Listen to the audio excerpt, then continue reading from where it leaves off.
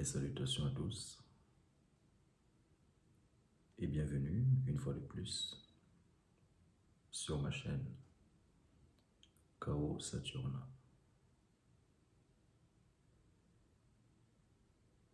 Pour tous ceux-là qui sont nouveaux, qui me découvrent pour leur toute première fois, n'hésitez pas à vous abonner et d'aller consulter mes autres pages, à savoir www.chaossaturna.com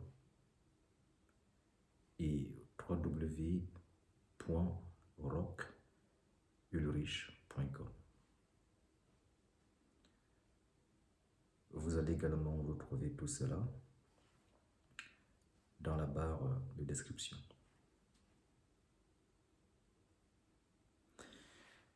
Alors,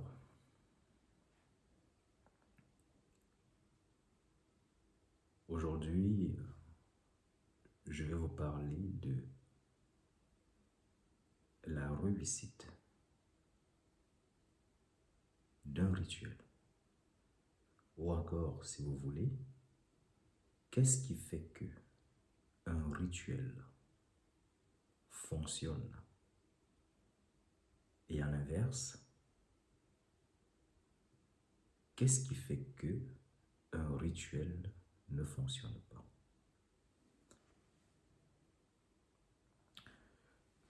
Puisque souvent de nos jours, plein de personnes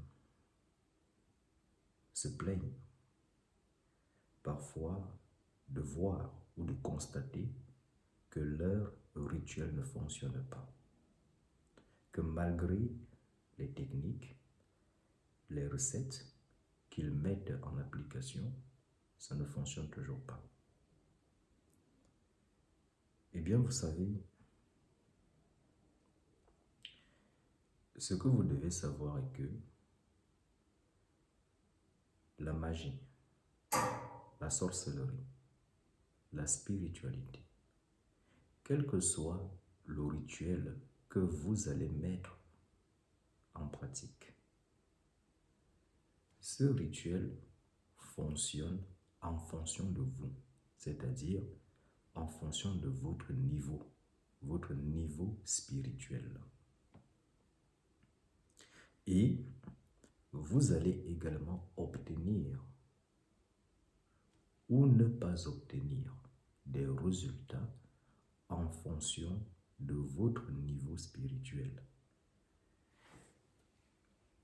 C'est donc ce qui peut parfois expliquer le fait que plusieurs individus peuvent donc mettre en pratique un rituel et obtenir à l'issue de ce rituel des résultats totalement différents. Je prends l'exemple. Prenons le cadre d'un rituel visant à ce que X ou Y devienne extrêmement attractif auprès du sexe opposé. 10 personnes, voire même 20 ou 30, 40, peuvent mettre ce rituel en application, mais tous n'auront pas le même résultat. Certains, à l'issue de ce rituel, pourront par jour peut-être attirer 10 personnes, pendant que d'autres pourront attirer 30, 40, 50, et pendant que d'autres n'attireront rien du tout. Ceux qui n'attirent rien du tout, cela ne veut pas pour autant dire que le rituel n'a pas fonctionné ou que le rituel n'est pas bon. Encore qu'il faut savoir que il y a ce qu'on appelle de la compatibilité dans des rituels. Je parle de compatibilité ici, ce qui fait allusion au type d'énergie. Donc, c'est pour faire allusion au type d'énergie que vous employez. Parce que ce que vous devez savoir est que tout être humain est différent. Tout être humain a sa vibration. Et toutes les vibrations ne peuvent pas agir sur un même individu. Ce que je veux dire, c'est qu'en fait, une seule vibration, pour être plus simple, pour que vous me compreniez, une énergie peut agir sur un individu et ne pas agir sur l'autre individu. Mais cela ne veut pas pour autant dire que l'énergie, elle est faible ou que l'individu est faible ou qu'il ait des blocages. Il s'agit simplement de compatibilité, c'est-à-dire de réceptivité. Le type d'énergie que l'individu met en application ou essaye de manipuler. Est-ce qu'il y a autant pour moi une relation, une harmonie, une connexion entre l'individu et cette énergie? Tout comme lorsque un praticien va essayer d'influencer celui-là qui vient le consulter pour une problématique. Est-ce que le type d'énergie qu'il va manipuler en vue d'influencer celui qui le consulte, est-ce que cette énergie, elle est en harmonie avec la vibration de l'individu? Est-ce que cet individu-là est réceptif à ce type d'énergie? Est-ce que c'est cela qui lui correspond? Donc, c'est aussi ce phénomène de compatibilité qui peut donc parfois expliquer le fait que vous n'ayez pas de résultats quand vous appliquez un rituel. Cela ne veut pas pour autant dire que le rituel n'a pas fonctionné. Non. C'est pour vous qu'il n'a pas fonctionné, dans la mesure où cette énergie ne vous correspond pas.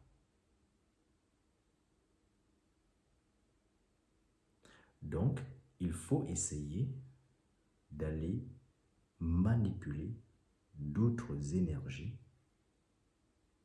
jusqu'à ce que vous puissiez donc trouver une énergie qui vous corresponde et qui peut donc vous permettre d'obtenir un gain de cause. À défaut de ça, vous pouvez, pour aller plus vite, essayer simplement de procéder à une consultation. Mais j'ai pour habitude de le dire que l'expérience est encore mieux.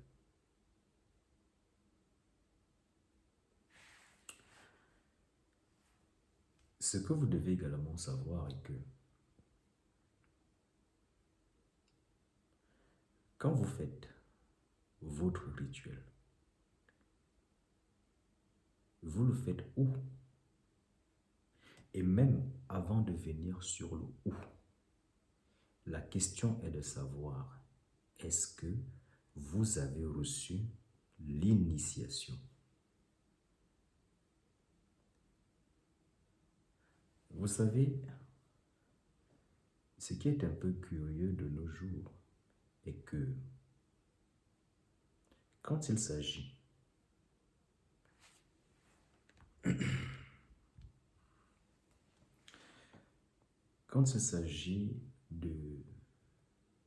d'aller apprendre, que ce soit de la médecine, que ce soit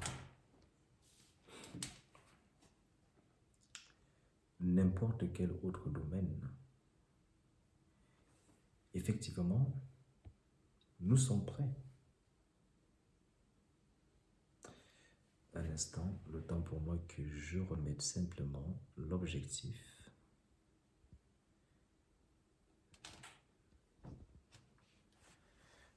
Attendez. Maintenant que cela est fait, nous pouvons continuer. Eh bien, je vous disais donc tantôt que ce qui est curieux de nos jours est que quand il faut apprendre de la médecine, les mathématiques ou encore autre chose, vous allez bien à l'école, vous allez vous inscrire, suivre un cursus auprès d'un établissement agrégé, adapté, ou encore vous allez, pour certains, essayer d'opter pour un mentor personnel lorsque vous suivez peut-être des formations. Mais quand il s'agit de spiritualité, alors là, tout le monde est maître et tout le monde dira tout est en moi. Donc, je n'ai pas besoin de maître.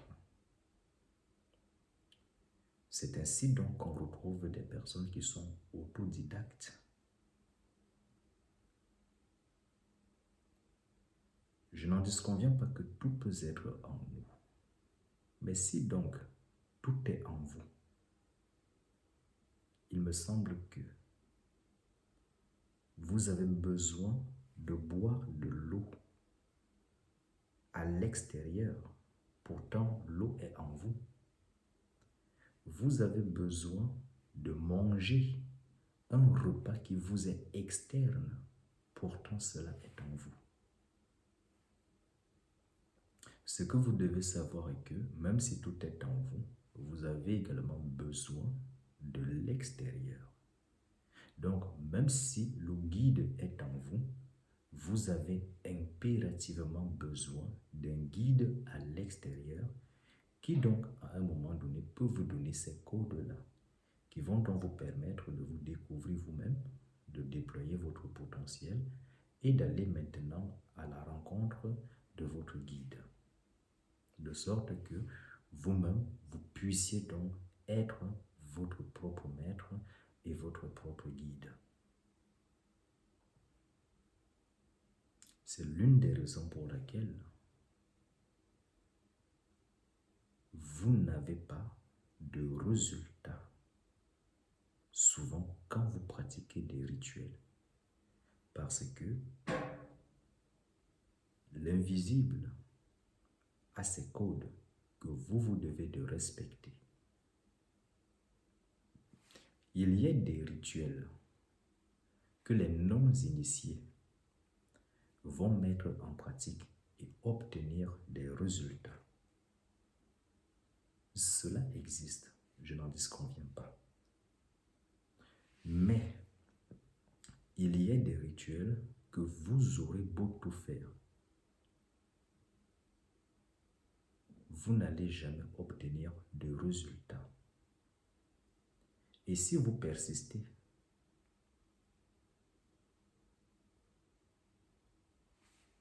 vous allez avoir des conséquences.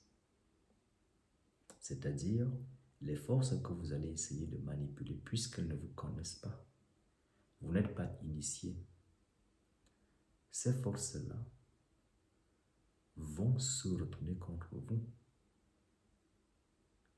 C'est-à-dire, au lieu qu'elles vous soient favorables, eh bien, elles vous seront plutôt défavorables. Donc, pour qu'un rituel puisse donc fonctionner, vous devez d'abord avoir reçu une initiation auprès d'un véritable maître, ou encore d'une loge, ou d'une confrérie initiatique, ou d'un cercle, ou d'un mouvement initiatique. Il faut que l'on vous initie. Et bien même quand vous êtes initié, sachez que vous n'allez pas mettre en mouvement les forces de n'importe quel rituel. Vous ne pourrez que mettre en pratique ces rituels qui correspondent à votre niveau de force. Puisqu'il faut savoir que vous allez manipuler certaines forces par rapport à votre niveau spirituel. Plus vous allez monter en puissance et plus vous pourriez donc manipuler des forces qui sont également puissantes. C'est comme ça que ça fonctionne en spiritualité. Vous n'allez pas être au niveau 1 et commencer à manipuler des forces qui sont déjà au niveau 10 ou au niveau 20. Ça, c'est un exemple pour que vous compreniez. C'est pour cela que je vous dis que la pratique magique est une question de niveau. Ce n'est pas « je veux ». Ici, ce n'est pas le vouloir. Encore, pour qu'il y ait le vouloir, il faut que votre volonté soit forte. Il faut que vous ayez réussi à créer un corps de volonté assez puissant qui permet donc à ce que vous vous fassiez obéir de certaines forces. Auquel cas, vous aurez beau tout faire, aucune force ne fera quoi que ce soit pour vous, excepté celles-là qui vous sont inférieures, c'est-à-dire celles-là que votre énergie, votre volonté réussit à dominer. Donc, il vous faut d'abord l'initiation.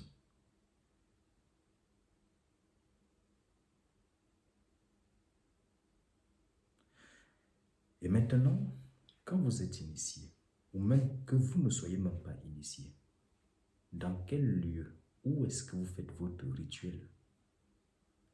Il faut comprendre que pour qu'un rituel puisse fonctionner, il faut que la demeure soit consacrée.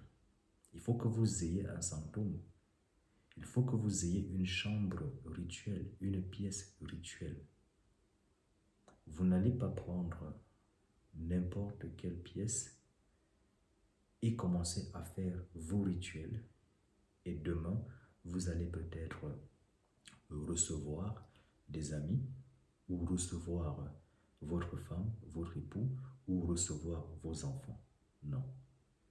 Une chambre rituelle est une chambre qui est personnelle. Il n'y a que vous seul qui y accédez. Et la chambre rituelle, vous devez la consacrer, vous devez la purifier, vous devez la charger en installant des outils de pouvoir, des outils de force, des condensateurs.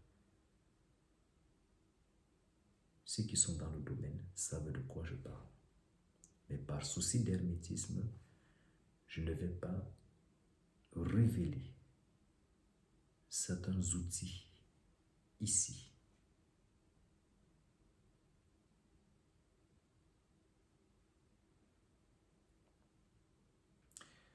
Au-delà du lieu, il y a aussi les personnes qui vous entourent ou alors qui vivent dans le même logement ou dans la même maison avec vous.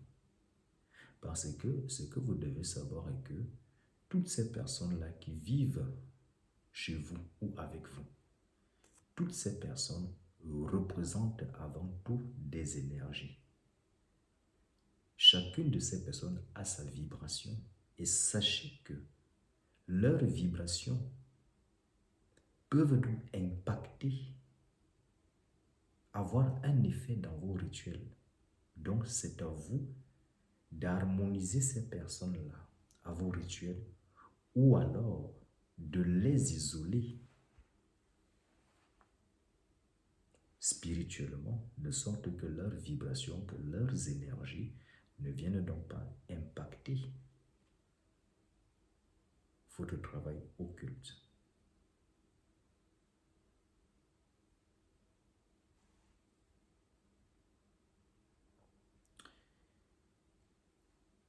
Quand vous mettez en place un rituel, vous savez que le rituel fait forcément appel à des forces, qu'il s'agisse des forces naturelles ou des forces qui ont été créées. Pour faire simple, ce sont des égrégores que vous allez essayer de manipuler. Mais la question est de savoir, est-ce que vous connaissez ces forces-là? Est-ce que vous avez l'habitude de traiter avec ces forces? Est-ce que vous êtes initié? Est-ce qu'il y a de l'harmonie? Quelle est votre relation entre ces forces-là et vous? Donc, tout cela peut donc constituer un obstacle pour le succès de votre rituel.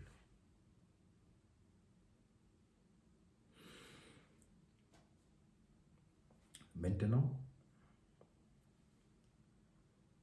il y a aussi vous-même qui pouvez donc être l'obstacle de la réussite de vos rituels. Vous-même, vous pouvez empêcher le succès de vos rituels. Quand vous faites votre rituel, quel est votre état d'esprit? Vous êtes-vous purifié?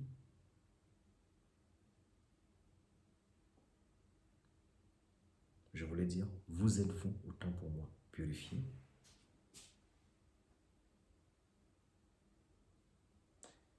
Êtes-vous victime d'une charge karmique assez lourde? Subissez-vous l'influence néfaste des différents égrégores de vos familles, qu'elles soient paternelles ou maternelles, de votre épouse, de votre époux, de vos enfants, de leur fréquentation, de vos amis, des personnes que vous courtoyez au quotidien? Oui. Quand on pratique de la magie, de la sorcellerie ou les arts occultes en général, il y a des choses qu'il faut maîtriser. Et ça, ce sont des bases.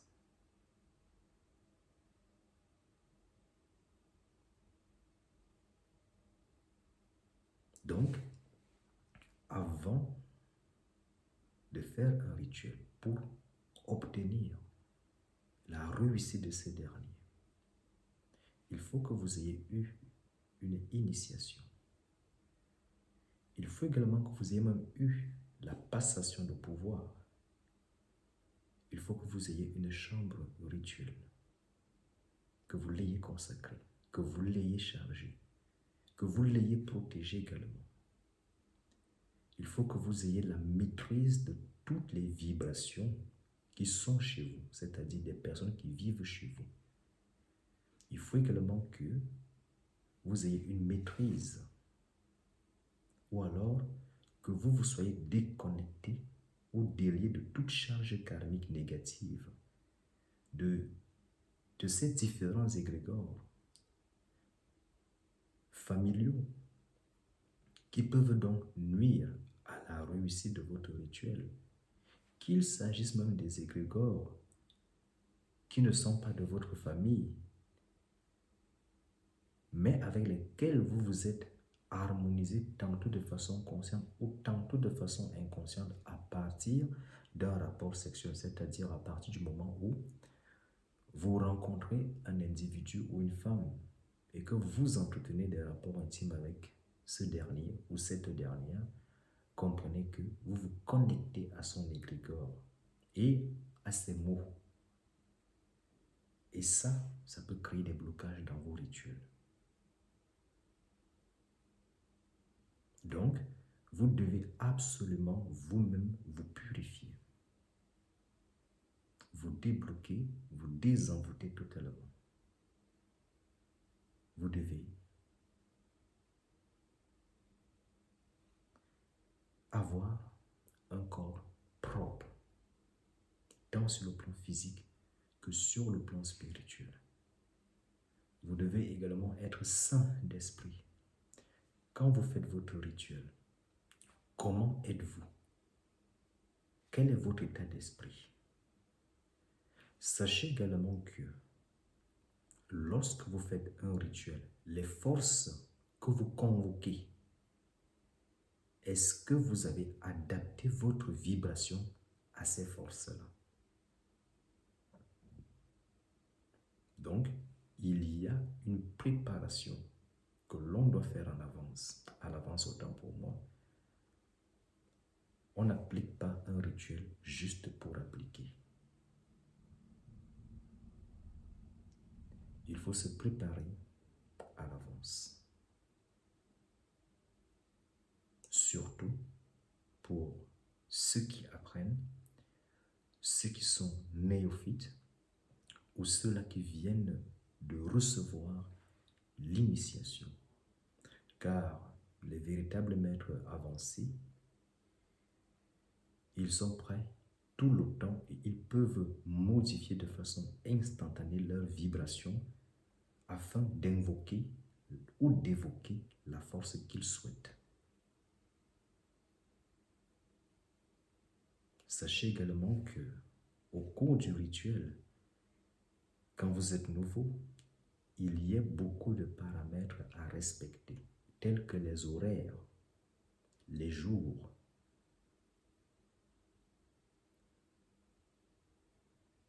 Mais certains maîtres avancés n'ont pas besoin de respecter les horaires ou les jours, puisqu'ils ont transcendé tout cela. Il est donc possible pour eux de faire appel à n'importe quelle entité, à n'importe quel moment. Bien sûr, nous savons qu'il y a certaines entités que vous ne pouvez pas invoquer à n'importe quel moment. Du moins, vous ne pourrez pas les manifester. Je prends l'exemple de certains esprits qui sont des défunts ou des morts. Les morts en général, il serait difficile de les manifester en journée. Par contre, vous pouvez manifester les entités de la mort. Je ne parle pas des personnes mortes, je parle des entités de la mort. Vous pouvez, dans certains cas de mesure, les manifester en journée.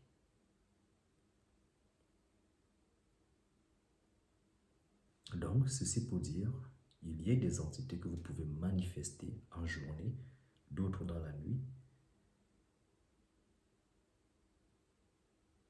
Donc, tout dépend de vos objectifs.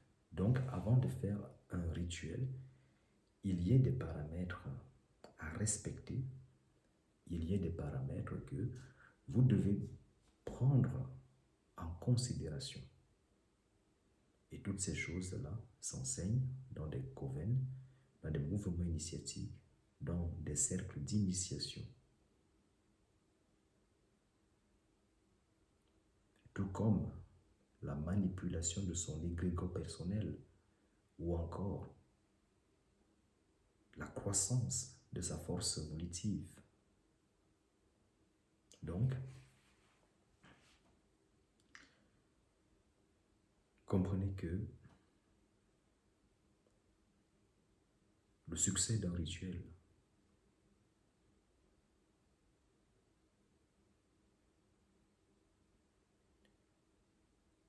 dépend de beaucoup de paramètres qui doivent être respectés pour que le rituel que vous mettez en application, que ce rituel puisse donc vous permettre d'obtenir gain de cause. À défaut, ne soyez pas surpris que vous n'ayez pas de résultat. Il existe encore bien d'autres paramètres qui peuvent expliquer le fait que vous n'ayez pas de résultat ou que le fait qu'un rituel n'ait pas produit un résultat attendu, mais bien au contraire, le rituel a plutôt produit l'effet inverse ou même a aggravé votre situation alors que vous souhaitiez résoudre une X situation à partir de ce rituel. Mais voilà que vous avez pratiqué ce rituel et vous avez plutôt aggravé la situation.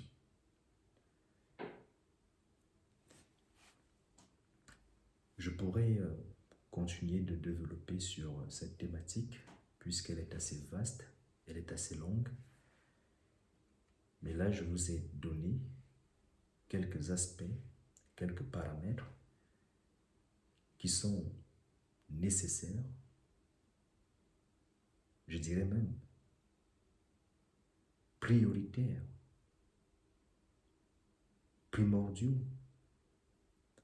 pour que un rituel puisse fonctionner convenablement. Et lorsque ces paramètres ne sont pas respectés, c'est l'échec.